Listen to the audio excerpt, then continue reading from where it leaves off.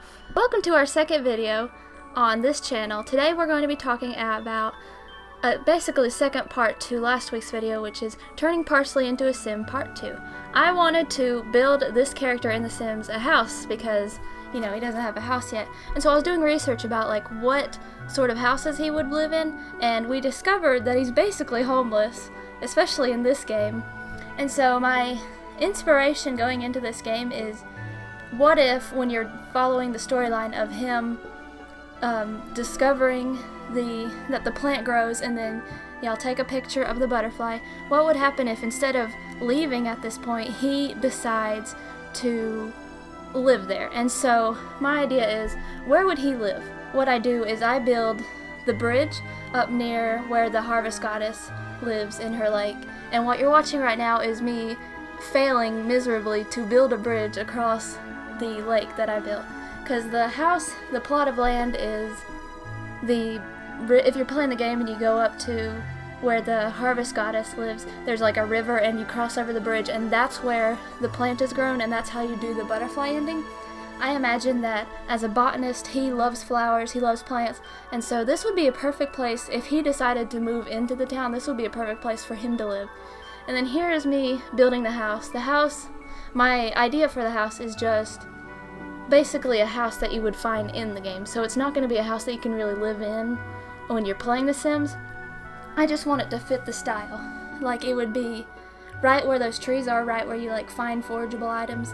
And I imagine that his house would, like, you know, fit like the style of the houses around here. So it's like very green, brown, lots of wood colors.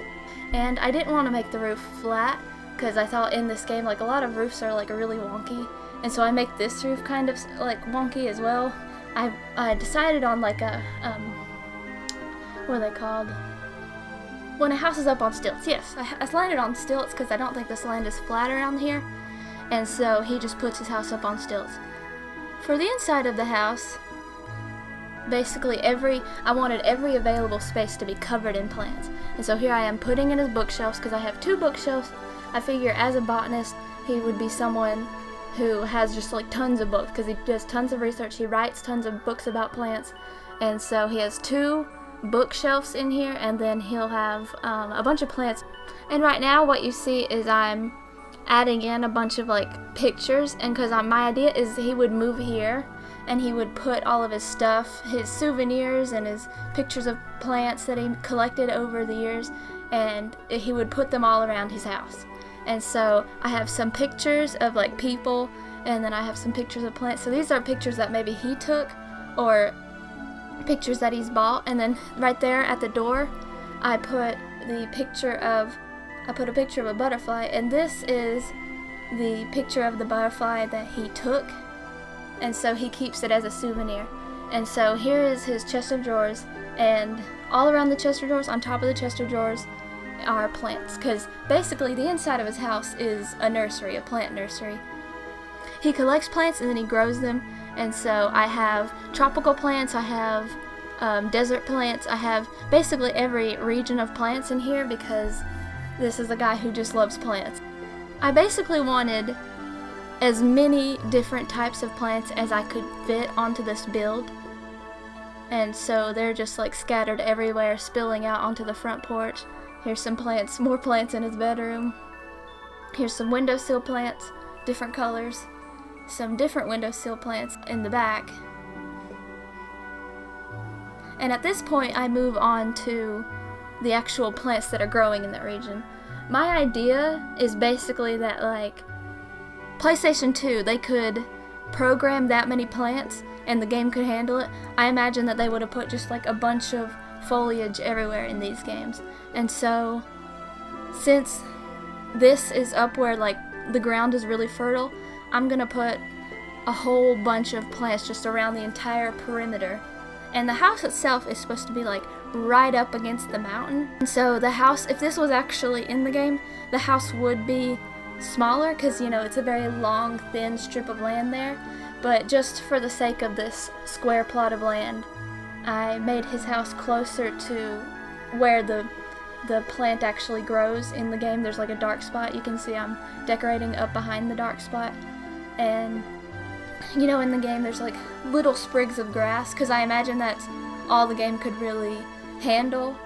They could handle to render in the game. And so all around I just put tons and tons of different wildflowers and like hydrangea bushes, and a lot of the plants that I put around the river, they're just like spilling out everywhere. There's grasses and stuff, and this goes along the entire perimeter of the property. I just wanted to make it look very wild. Right here I'm trying to like find a plant that would like match the little blue flower that grows. I wanted to like have it in there, but I couldn't find anything to fit, so I end up putting something else there. But right here I'm putting, those little plaques are gardening plaques that you actually get in the game. And so I put just 2 right now, but later on I put more. And so then I'm filling up a bulletin board with what are they called? Postcards. And here's a big giant picture of plant cells, because I figured he likes plants, so he would just have art that's just plant cells. And then this is what I decided to put in the place of the flower. It's this thing that's in The Sims 4. I have never done it, so I don't exactly know what it is, but it's like this stump that you can like collect beans or something, like magical beans to go into the stump. I know that it's like a thing you can do in The Sims, is collect all those beans in the stump, and like something happens. I don't really know what happens, but I figured this would be a perfect, like, maybe like after the storyline, Basil himself has a storyline where like he has to like collect, maybe that's the Tree of Tranquility that he's bringing back to life.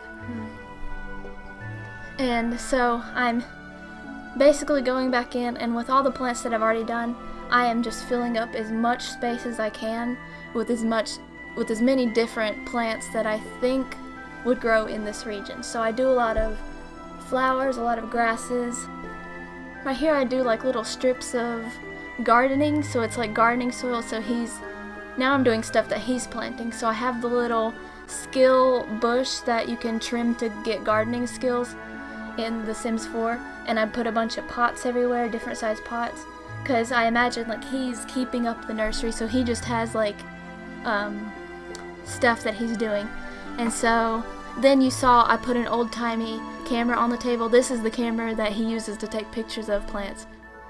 Right here is when I actually re-watched how to correctly build a bridge, and I figured out that you have to do like pillars, and then you have to do a second floor on top of the pillars, and then you sink the pillars into the ground, and then you delete the legs of the second floor. So basically you have a hovering second floor, and under that second floor you can actually build a pool.